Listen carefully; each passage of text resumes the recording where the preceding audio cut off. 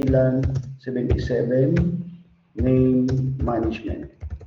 Okay, then exit. Okay. Yung anong gagawin natin para makita natin yung anong command guys, para makita natin yung current configuration ng switch. Show VLAN Show brief. VLAN brief. Show VLAN Okay. brief. Show VLAN brief. Okay? Show VLAN brief. Shortcut po guys. Okay? So andyan po, nag-display na po, mayroon na tayong VLAN 10, 20, 30, 77 with the respective VLAN name. So yung switch 2, na-configure na natin yung VLAN ID and VLAN nila sa switch 1, ganun din po guys. Sa switch 1, ayan, parehas na sila. Okay? Switch 1 and switch 2, parehas na silang may VLAN. Okay? Next is, we need to configure now switch 1. We need to assign now yung mga trunk port guys. Yung trunk port, yung port range in each VLAN. Anong port range ng faculty guys? 6 to 10. Okay, port 6 to 10. Dapat yung port 6 to 10 andito. Tapos yung sa VLAN 20, yung port 11 to 15. Then yung 30 is port 16 to 20. Then yung 77, port 21 to 22. So how we will do that one guys? So again, is one pound sign. Anong i-type natin dyan para ready to configure na yung terminal? Configure terminal, sir. Configure terminal. Shortcut, COMT.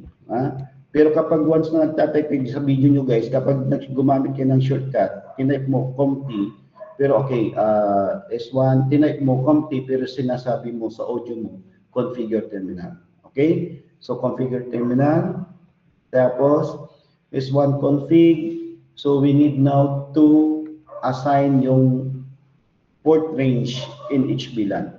So what command we will use? We will use interface range, okay, FA0 to port 6 to 11, enter, okay.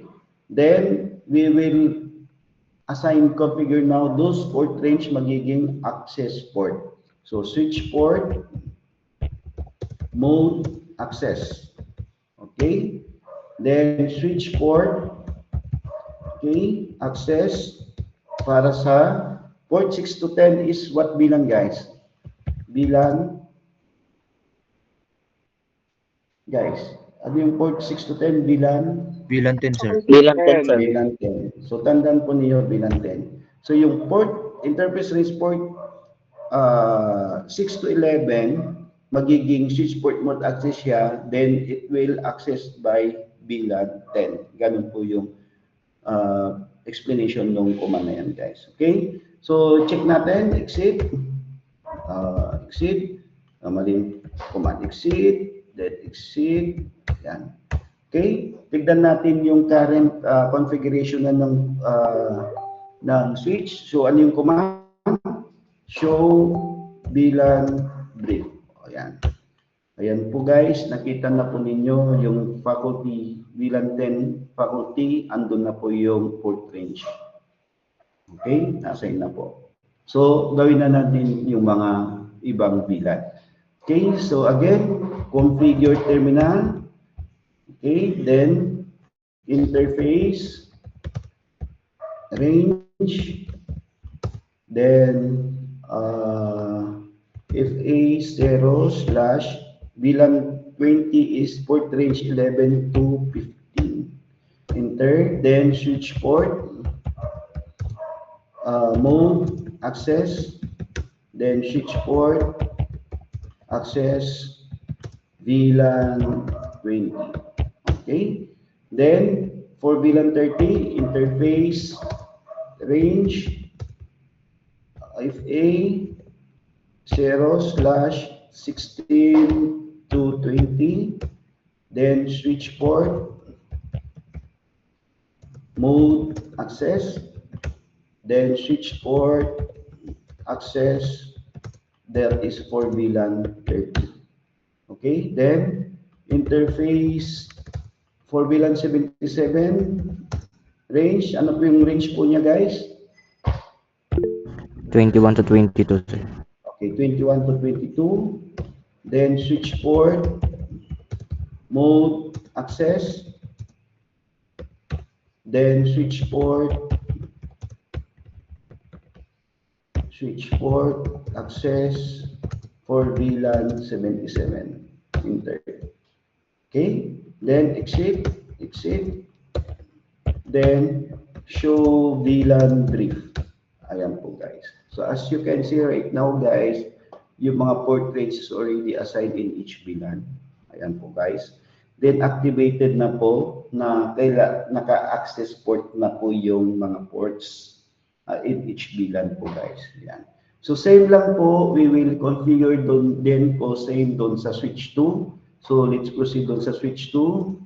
Okay, switch 2. Okay, so by default, ayan po, hindi pa naka-assign yung mga VLAN ports. Okay, so again, we need to configure terminal ulit. Configure terminal.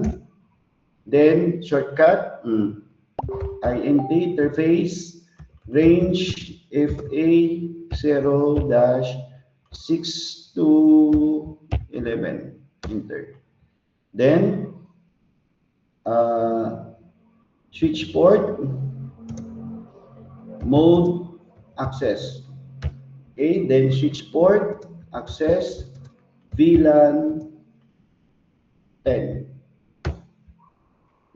Ayan guys ha, shortcut yung nakikita nyo sa command, pero yung audio ko, yung sinasabi ko, yung complete command. So pwede nyo pong ganun ang gawin po ninyo kapag nasa switch 2 na kayo guys. Pero sa switch 1, dapat kompleto lahat po yung command. Sa switch 2, pwede mag-shortcut na po guys. Nakuha po? Okay, guys? Susundan? Yes, sir. Yes, sir. Sige yan. Okay. Then, next, interface range FA 0/11 to 15 for VLAN 20. So switch mode access, then switch access VLAN 20. Enter. Okay. Then for VLAN 30, interface range FA 0/16 to 20. Then switch mode access, then switch access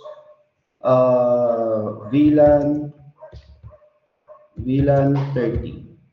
Okay, then for VLAN 77, interface range FA 0/21 to 22, enter. Then switch mode access, then switch access, then VLAN 77, enter. Exit, then show VLAN brief. So ayan po guys, it's already connected yung mga ports, it's already assigned in each VLAN po guys. So na-assign na po. Ayan guys. So after that, okay, na-assign na, then it's already configured yung mga switch. Then that's the time that we need to assign now LAN media, connecting from switch 1 to switch 2. Okay, LAN media connecting from switch 1 to switch 2. So we will assign now the access port. Okay, kapag once na yung VLAN mo with access port guys, kung ilang VLAN po yung nandun sa sun switch guys, kung ilang number maximum of VLAN na nasa switch, ganun din po yung karami yung LAN media for access port.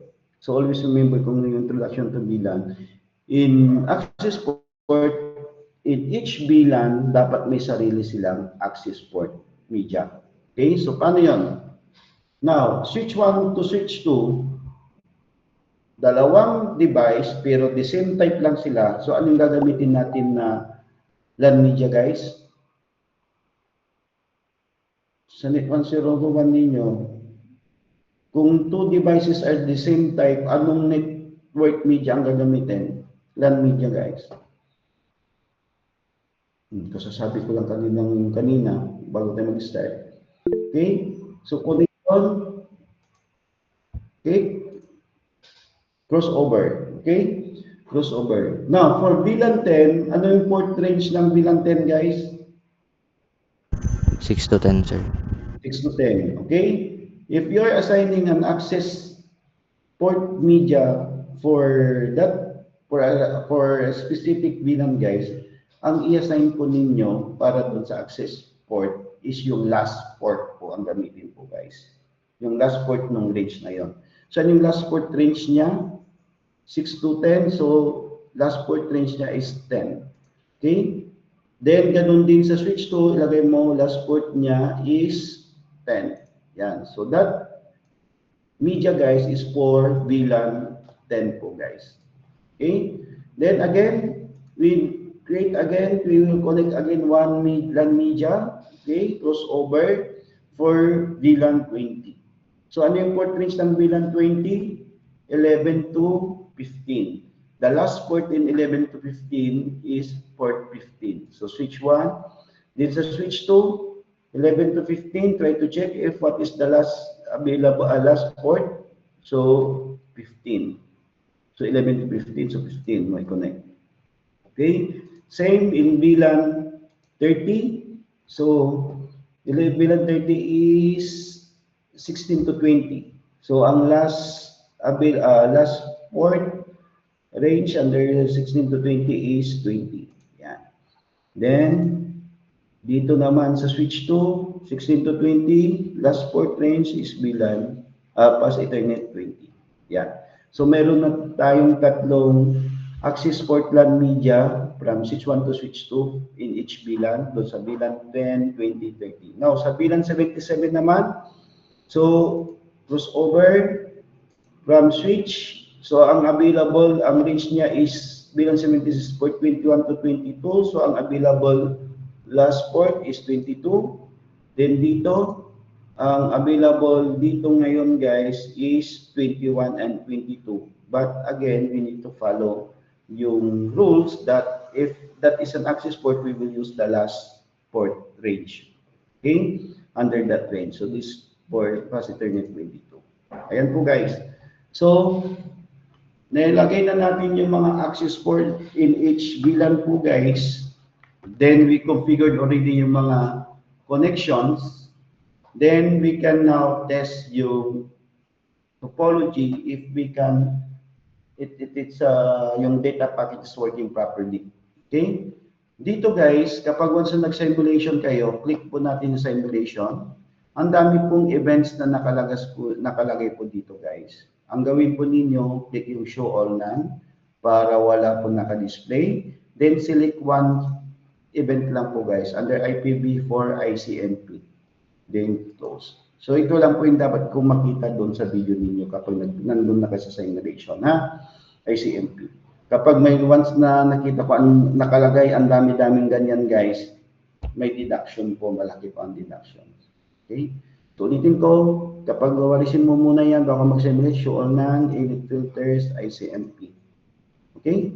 Para kapag once na nag-simulate yung PC mo guys, dito is nag-work siya ng maayos, hindi yung daming pinupuntan yung mga data packet. Okay, so we will check now one at minsanan na lang. So kay PC1, magsesend ng packet from GCC2. So that is possible kasi magkabilang sila at they have the same network. Okay, si PC3 magsesend ng packet kay PC4.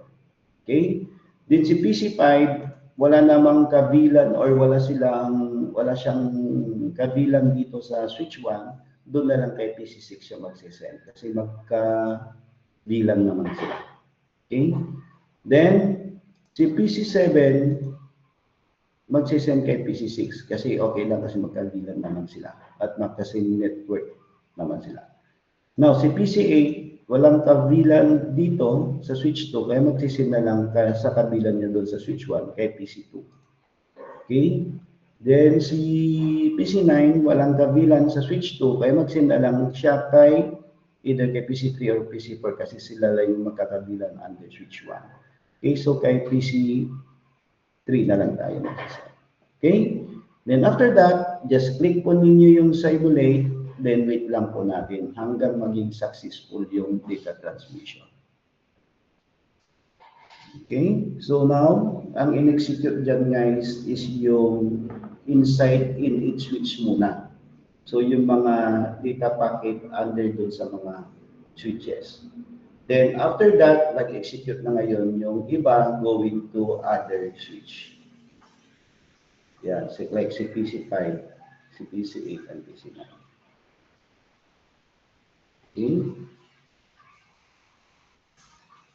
So, as you can see guys, okay, yung simulation is successful. Okay? Yan, hintayin lang natin. So kapag may-encounter nyo po itong ganitong scenario guys, just ito pong gawin niyo para may pakita nyo sa video. Yan, kapag dumas yung buffer phone, then i-click lang po natin yung view dito. Sabi niya, lang po natin. Yan. Just click this one, view previous events. Ayan. Then, sa video ninyo, ipakita ninyo yan. Successful lahat yung connections.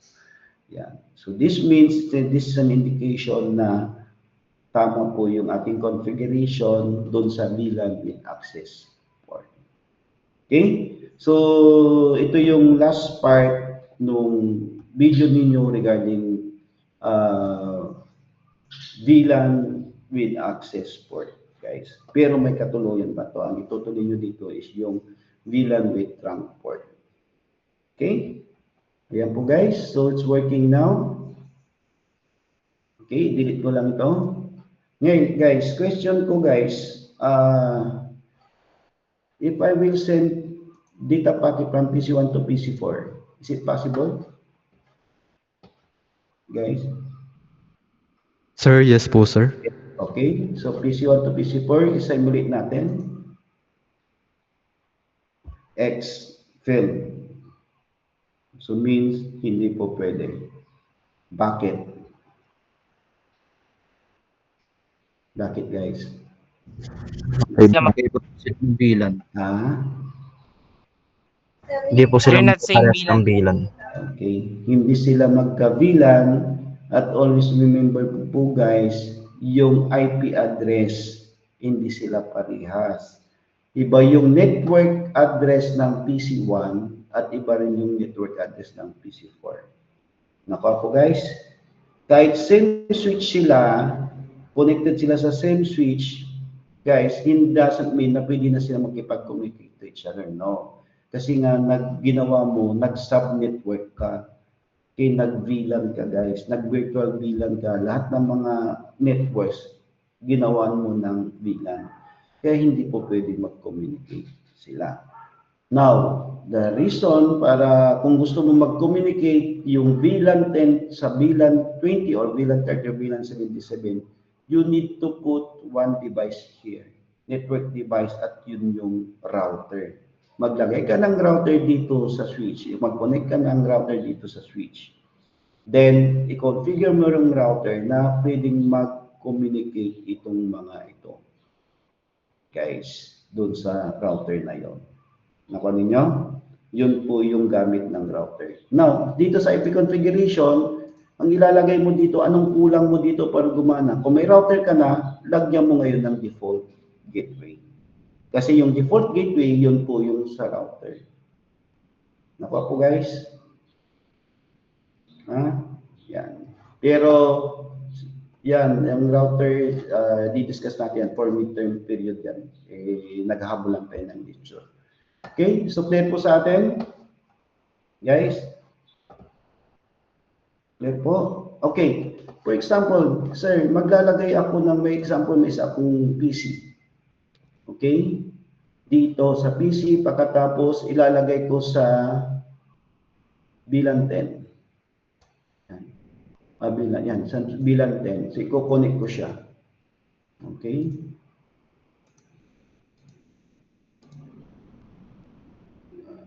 Okay? Pagkatapos, lagyan ko ng IP configuration. Ano po yung dapat? Bilang 10. Ano po yung network number na under bilang 10? Guys? Ano yung network number? 192.168. 10. 10. Okay. Ano na yung kanina? May 50, may 55, may 60. Ilagay natin 65. Hindi naman pwedeng 55 kundi IP conflict. Okay, 65. Then, yeah. So, si PC8 and PC10, pwede ba mag-communicate na guys?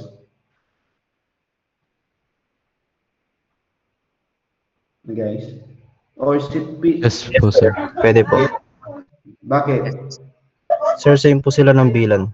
Same lang sila ng bilan, same sila ng network number. Right? Same network sila. So, try nga natin. Scenario. Okay, PC8 to PC10. Failed. Failed naman daw. Bakit? Failed. Bakit failed, guys? Sa palagay nyo. Sir, wrong po ata yung port na pinag-connectan niyo. Wrong yung port. Okay. Ayan po, guys. Kung may dadagdag ka na in devices na belong sa isang VLAN, guys, dapat ma-follow mo yung mga patterns at saka yung network number niya. Tama yung network number niya. Alright? Tama yung network niya, 191.160.10. At hindi naman magko-complete yung host number. Tama yung subnet mask. Okay, correct. But yung connections from the switch, guys, mali. Kasi yung port range, okay, tingnan natin saan nakakonect yung bilan PC10 ko. Sa port range 18 ko siya ikinonect. Ang port 18 is anong bilan yan, guys? Bilan? Anong range yung bilan, yung port 18? Bilan, anong bilan? 30, sir. Bilan 30. Yan, bilan 30. Kaya, alisin natin po. Alisin ko lang itong label para hindi magulo yung ano. Yan. So, alisin ko yung connection. Alisin ko yung connection. I-disconnect mo siya. Okay? Asin na. I-delete ko muna. Yan, i-disconnect natin. Cancel. Hindi yan ang gusto ko i-delete. Dito. Yan. Okay? So, connect natin kay PC10. Okay, going doon sa range ng bilang 10. Ano yung bilang 10? Port 6 to 10. 6 to 10. So, ang available from port 6 to 10 is bilang port 7. Ang po guys. 7. Okay? Yan. So, ganun po yung dapat ninyong i-consider guys kapag gumagawa kayo ng bilan or nag-assign po kayo ng bilan po guys. Okay? Ayan. Nakuha po guys? Nakuha ninyo? Okay? Ayan. So, ayun po guys. So, pero yung video na recorded ninyo hanggang sa emulation na lang ha. Yung example ko po sa inyo hindi nag-send for your information lang, pero huwag nyo na isama dun sa video ninyo. Okay? Para hindi hindi siya humaba. Okay? Now, kung sakali tapos na, for example, kung balik tapos na yung sa simulation and so on, yung kanina yung sinimulate yung dami-dami simulation, then, continuation ng video ninyo is mag-create ko ulit ng VLAN configuration with trunk port. So, what you will do, save ko na lang muna ito, save. Okay? Then, mag-save as ako, file, save as. Okay? Then, buksan ko yung initial file ko, and that is yung VLAN block A. Save. Okay? Just, okay. File open pala. File open. Then, do to save. No. Then, i-open mo yung VLAN block A. Yung kanina. Yung initial yung ganito pa lang. Okay? Ayan po guys. Yan. So, parang ito yung continuation ulit nung pagkatapos ng simulation sa VLAN access. So, ito yung next. Okay? So, again, I open my VLAN, initial VLAN dash block A. Then, I will save as file, save as. then VLAN with trunk port, okay, trunk port, then yung pangalan, apelyido, okay, dash block A, then save. Okay, then you configure again yung switch. Ayan po guys, yung switch. Okay, tignan natin, mayroon na yung basic configuration kanina. Okay, Cisco, then enable, then class, okay, then show VLAN brief. Okay, so initial, wala pang yung VLAN ID, VLAN name, port range, and so on. Guys, wala pa. Ayan, wala pa. So, gagawin po natin ngayon, same configuration ang gagawin po natin. Okay? So, ano yung command guys? Configure. Sige guys, magsalita kayo. Configure terminal. Then, ano yung walang bilan dyan? Bilan 10, 20, 30, and 77. So, bilan. Okay, switch 1 tayo, kaya dapat kompleto yung command. Bilan 30, bilan 10. Okay. Then, name, faculty. Then, bilan 20, name, students. Then, VLAN 30, name, administration. Okay, then VLAN 77, name, management. Okay, management. Yan. Then, exit. Then, exit. Ayan. Show VLAN brief. Ayan. So, meron na tayong VLAN ID and VLAN name. So, yung switch port naman. So, configure terminal. Okay. Then, interface, range, FA 0/6215. Enter. Tapos, switch port, mode, access, then switch port, access, VLAN 10, then interface, range, FA 0/6215, para mali ako. 6 to 10. Yan, ulitin natin. Interface range FA 06 to 10. Switch port. Mode. Access. Then switch port. Access. VLAN 10. Okay, then interface FA 011 to 15. Enter. Then switch port, mode access, then switch port, VLAN 20. Okay, enter. Then interface range 16 to 20. Then switch port mode access, then switch port access VLAN 30. Okay, then interface range 21 to 22. Then switch port mode access, then switch port mode access VLAN 77. Okay, then can you open your cam guys for screenshot attendance? No, para ano lang to, for your reference to guys. Para doon sa GC mayroon po kayong reference. Ano? Or wag na lang.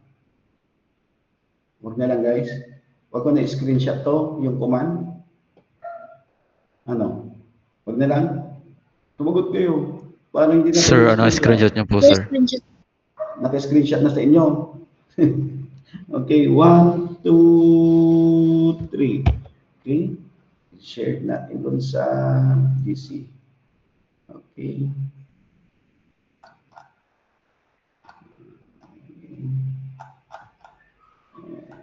Okay, let's check. Ano dito? VLAN with Frankfurt.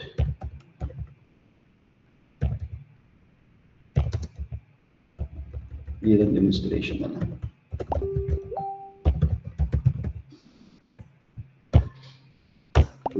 Ayan. Okay, let's continue. Okay, share. Then, Diyos ko, bakit kayo share? Ayan. Okay, so ayan na po. Then, exit. Exit. Show VLAN diff. Ayan, so it's already assigned yung mga ports with their respective VLAN. So, same lang din ang gagawin natin sa switch 2. Okay, sa switch 2, ayan, kapag pwede na tayong mag-shortcut kung gusto niyo, basta sa switch 2, enable, class, okay, configure terminal, then interface, range, FA, wala pa tayong, exit muna natin, show VLAN brief. Okay, wala pa tayong mga VLAN ID and VLAN name, so we need to do that one. So, configure terminal, VLAN 10, name faculty. Okay, VLAN 20, name students. Okay, then VLAN 30, then name administration.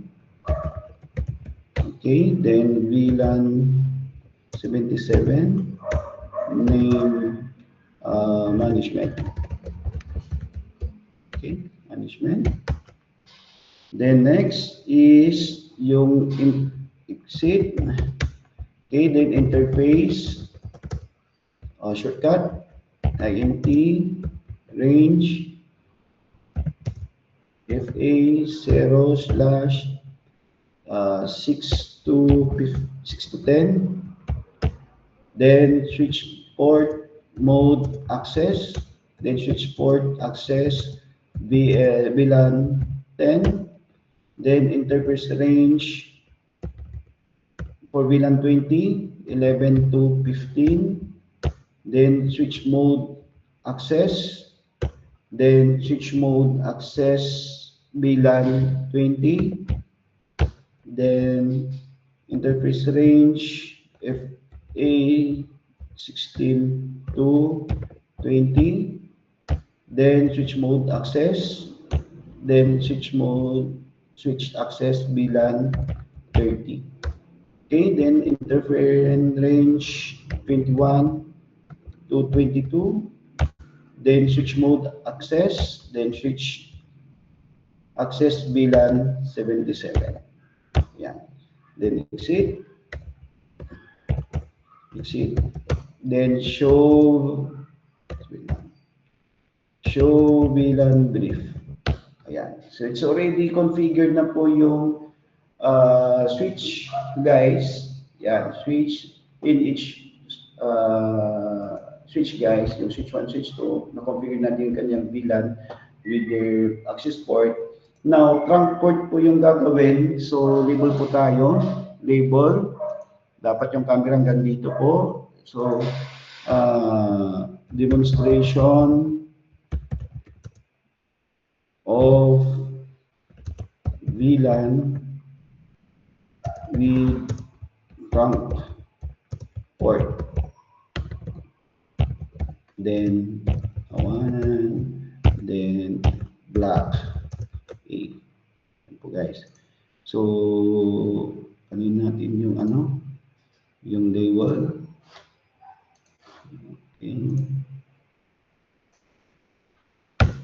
Okay. Okay, yun po guys. So, yung camera dapat hanggang dito yung window screen, din ba niya. Okay, sa trunk port naman po guys, okay, kapag gagawa ka ng trunk port, dapat guys, yung trunk port kasi gagamitin siya ng lahat ng mga bilan. Yun yung way. Okay, so it will use by multiple bilan for data transmission. Yun yung magiging LAN median ng mga multiple bilan. So, in creating trunk port guys, wag mong i-connect doon sa port range ng mga bilan. Don't connect po doon sa port range under bilan. So, yung port range under bilan po guys is port 66 to 22. So, ang available lang is port 1 to 5 and port 23 and 24. Pagkatapos yung gigabyte port 1 and gigabyte port 2. Okay? So, ang gamitin nyo yung pass Ethernet port. So, gawin natin, okay, sa trunk port, so crossover yung LAN media, I will use pass Ethernet 1. Okay? Going to switch to pass Ethernet 1. Okay? Yan. Dito. Pwede nyo gamitin yung pass Ethernet 2, pass Ethernet 3, pass Ethernet 4, pass Ethernet 5. Depende na yun sa inyo, or the pass Ethernet 24 or pass Ethernet 25. Pero wag nyo gagamitin, sana wag nyo gagamitin 24 and 25 baka para sa mga distribution switch and so on. So it's better na lang use yung pass Ethernet 0 to 5, ay 1 to 5. Okay? But nasa inyo na po yan. Based on my demonstration, pass Ethernet 1 in each switch yung ginamit ko. Okay? Then now, let's configure ngayon. Okay? Configure natin yung trunk port na yon. Kasi hindi mo pa nako-configure pa anong gamit niya. Okay? So, configure sa figure terminal. Yan. Then, interface. Okay, FA0-1. Ayan po guys. Switch port. Mode trunk. Then, switch port. Trunk.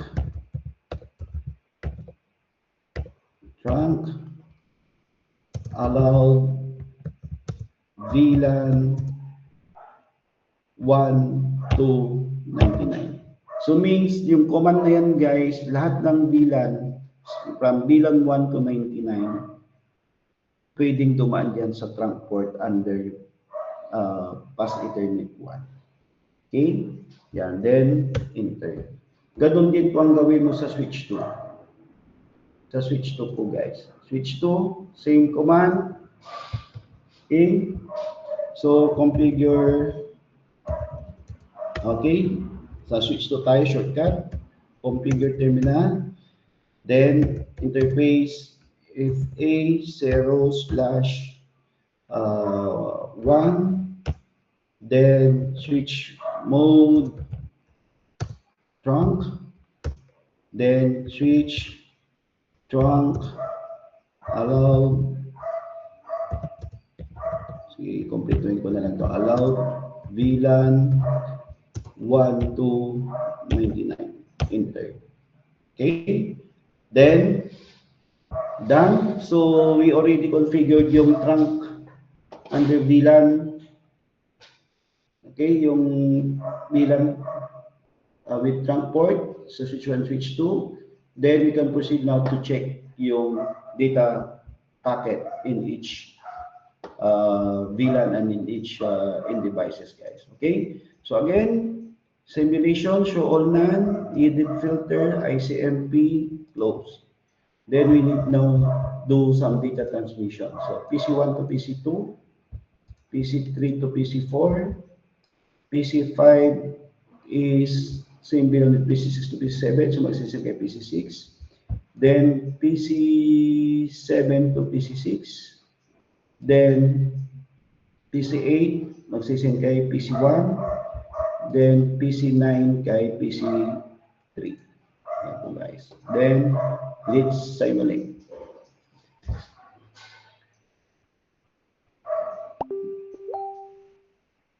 Okay, it's going now. Okay, so ang nauna, yung data transmission inside switch, then followed by, okay, yung in-device sending to other VLAN in different switch.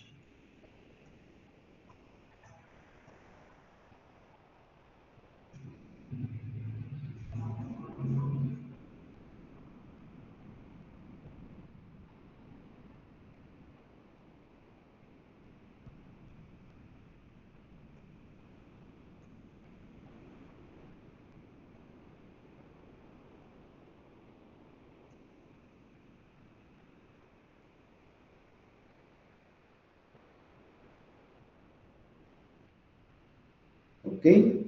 So, initially, it's already successful lahat. So, let's wait lang po yung buffer phone. Okay. Para ma-demo ninyo. O yan, buffer phone. Then, just click this one, guys. View previous event. And that's it. Then, ito po yung last part ng video ninyo. Pinaka-last part na po. You need to show me, guys. Ayan, scroll down mo lang kung successful lahat yung mga data transmission. Okay? So therefore, your VLAN with trunk port is working properly, guys. So that's it. Okay. Yun po, guys. So yun po yung end po ng video ninyo. Yung para sa course output activity number 1 po ninyo. Yung video demonstration with VLAN configuration. So kapag VLAN configuration na sinasabi natin, mayroong VLAN with access port and VLAN with trunk port. Okay? So do you have any questions, guys? Wala na? Yes, Mr. Vasco. Sir, ask ko lang po kung tuloy-tuloy po ba yung video or Yes, tuloy-tuloy ninyong gawin po yung video. Hindi po pwedeng putol or isang video para sa trunk port, isang video sa ano. Gawin niyo pong buo. Kahit, let's say, dalawang video pinag-merge mo, okay lang sa akin yan. Basta nasa isang video file lang po, guys. Okay? Then, again, very important sa akin, guys, dapat magsalita po kayo. Ayusin po yung video camera ninyo, make sure na medyo malaki naman yung show ng video camera ninyo, yung screen niya. Pagkatapos, habang anong ginagawa nyo doon, nagsasalita, nag-explain po kayo kasi yan po yung napansin ko doon sa pinas ninyo sa akin na video recorded po ninyo, guys. Yung iba, okay, nagde-demonstrate, nagsasalita, in-explain ka ng ginagawa. Pero yung iba wala. Pumipindot-pindot lang, hindi nagsasalita. Kaya mababa ang score. Ngayon, kapag doon sa course output wala po, inipapaulit ko po, guys, or else incomplete po kayo. Okay? Clear po tayo sa requirements regarding doon sa video demonstration for course output activity. Lahat po ng video dapat nagsasalita po kayo. Kahit hindi nakikita po kayo pas nagsasalita po kayo while you're demonstrating yung ginagawa niyo. Okay? Wala na pong question? Wala na concern? Wala na po, guys? Wala na? ano, sir? Wala na. Okay? Kung wala na po, guys, then okay, so we already finished regarding about VLAN configuration, guys. Nakapag-demonstrate na po, then it's your time naman para gumawa po ng VLAN demonstration. Okay, so I will save this one. Yeah. Ang conclusion dito, guys, ang final conclusions, kapag once na gumamit ka ng access port, mas marami ka magagamit na port para dun sa access port. Kung gaano karami yung VLAN, ganoon din karami yung access port, di ba, guys? Kapag sa VLAN with access port, then ang tendency niyan, kukunti na lang yung maikakabit mo na in-device doon sa VLAN with access port. Compared dun sa VLAN with trunk port, guys, okay, isa lang yung connections ng multiple VLANs from switch 1 to switch 2, then mas marami pong in-devices na pwede mong i-connect doon sa topology ng VLAN with trunk port. So yun po yung findings or conclusion po, guys. Okay? Kaya mas mabuting gumamit ka ng trump 4. Usually, kapag managed device naman yan, guys, may VLAN features po yan. Kaya nung nag-passbook kayo sa akin ng research po ninyo regarding sa mga managed and unmanaged switch, doon sa managed switch ng tinitingnan ko features, wala nakalagay ng VLAN. Imposible po yan, guys. Baka hindi managed switch yung research ninyo at walang VLAN. Kasi lahat ng managed switch may VLAN features po, guys. Nakon nyo? Ayan. So kaya nga, wala akong naibigay sa inyo na mark na A+, A. Usually B or B+. Pero wala nakakuha ng A kasi wala pong naglagay or hindi nakapag-research talaga na lahat ng managed is may VLAN. Kahit tanongin po ninyo. Okay? Unless lang kung na-research nyo is hindi VLAN, ay hindi managed kaya walang VLAN na features. Okay? So that's it po, guys. So that's why we will conclude regarding our topics regarding switch and yung specifically yung VLAN. Okay. So that's it. Okay. Wala na. Guys, sabihin ko sa inyo isasabihin ako sa inyo activity. Okay. Activity. Ibibigay ko na yung activity sa inyo, guys. Tapos, supposed to be, akala ko tapos na ako mag-demonstrate regarding sa inyo dito. Okay, about router, static routing, and dynamic routing. Okay? Then, unahin ko na yung activity bago yung discussion dito. Magre-research lang kayo. Ito po yung i-research ninyo, guys. Okay? So, you need to provide 5 network routers. This is your prelim midterm laboratory activity number 1. Provide 5 network routers in distinct type of router. Okay, write the brand, model, price, and features on each network run writing and place the images in the first column. So parang katulad nung ginawa ninyo sa Mansion Manage. Ngayon nga lang, okay, router naman ngayon. So you need to research 5 access router, 5 distribution router, and 5 core router po, guys. Okay? Then, dito sa, in each type po, guys, in each type, dapat kung may TP-Link ka dito, wala nang TP-Link sa iba. Dito sa access router, kung isang TP-Link lang, kung may TP-Link brand ka na sa access router, ibang brand naman ang ilagay mo. Dapat hindi po pare-parehas yung access router mo na brand, ha? Kapag sa distribution router, pwede na ulit na maglagay ka ng TP-Link dito, pero distribution router siya, ha? Yan. So, hindi po pwedeng paulit-ulit din dito na TP-Link dito or Cisco din lahat dito ilalagay. No. Ganon din po sa core router. Okay? Pwedeng may TP-Link ka dito sa access router, isa dyan, okay? That acceptable, accept po yun. Then, dito sa distribution, isang TP-Link din. Kung mayroon, isang TP-Link din. Then, dito sa core router, TP-Link, that's okay. Pero wag lang yung sa access router, puro TP-Link. Hindi po pwede yun. Deduction po yun. Ha? Guys, regarding sa how I will check yung activity ninyo dito, yung prelim activity, okay? So, yung name of student, printed po yan to share block. So, kapag print nyo na yan, guys, i-print nyo din to kasama ito. Yung result findings, handwritten po nyo yan, guys, at handwritten po ninyo. So, maglalagay kayo ng statement ninyo dito, guys, kung ano po yung results and findings po ninyo regarding dito sa research ninyo, guys. Okay? So, handwritten po to. Okay? So, ipapas nyo ito by Monday.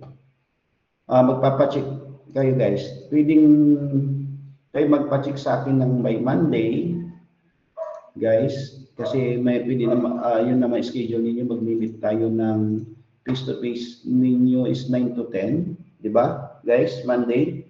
Yun yung pag-usapan natin. Face-to-face submission activity. So, gagawin po ninyo, guys, magpapacheck po kayo sa akin. Lalagyan ko ulit ng green mark bago kayo mag-attach doon sa orange app. Nakuha po? Ha? Kapag once na naka-attach na po kayo na wala akong signature, walang green mark, hindi na, kahit mag-request pa kayo ng resubmission, hindi ko na po i-resubmit yan. Kaya you need to follow yung process. Pag-research, pag once na ilagay na yung mga images, i-print, yung hard copy, mag-approach na hard copy, then handwritten, yung pictures, yung brand, and so on, at saka yung results and findings ninyo. Then after that, meet me this coming Monday, 9 to 10 schedule ninyo para i-check ko yung work ko ninyo guys. Okay? Then malagyan ko ng grade mark. At the same time, ibibigay ko rin po guys yung inyong reading grade this coming Monday. Naka po guys? Na-complete ko na po yung reading grade ninyo. Okay?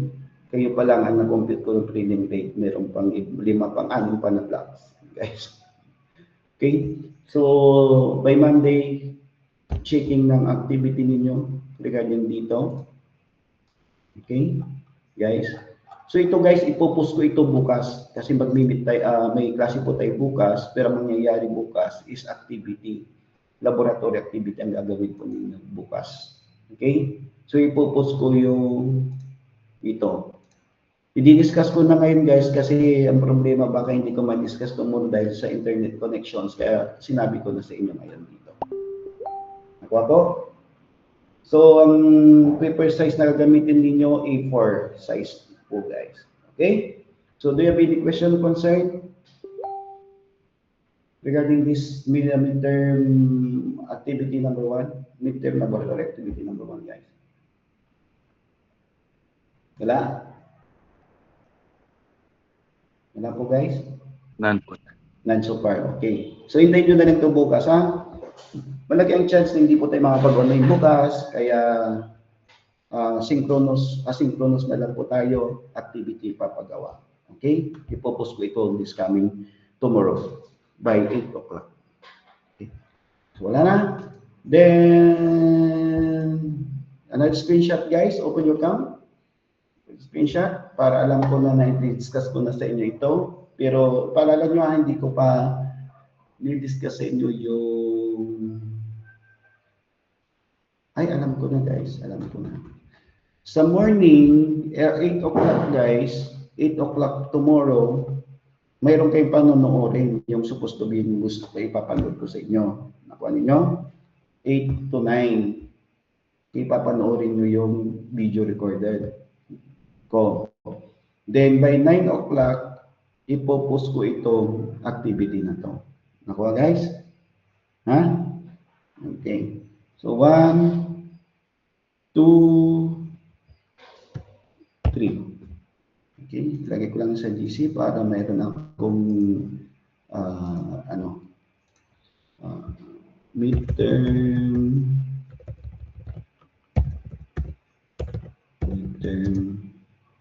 laboratory activity 1. Activity 1. Ito guys. Okay. Saka next, ang gagawin natin, roll call attendance. Sulit na sulit ang Merkulis. Hindi ko pa pala kasi nag-discuss. Okay, let's proceed sa roll call attendance. 25 October 1. Wait lang po guys, parang hindi pa nakaset up yung ano. Wait lang. Madali lang to. 1, October 1, 2, 1, 2, then 8,